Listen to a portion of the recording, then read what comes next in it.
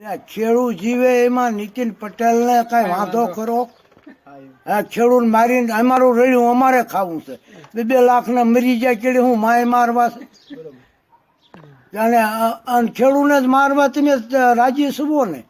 બીજું કાંઈ નથી ને. ખેડૂત મરી જાય એટલે પછી તમારે કાંઈ ખેડૂતને તમારે કાંઈ ખેતી છે તે બધા સહનકાર બધા ગોચા નો આછા હોય એ ખબર છે? ગોટલા સોટલા ઉડી જાય. શું ખેતી પચવા વિના ઉપર વાળો વરે મેનેજ કરીએ ને દઈએ ત્યાં દાણા ખાવ ને ક્યાંથી માયથી દાણા શું કાંઈ મટન નકરા ખાઈને જીવો?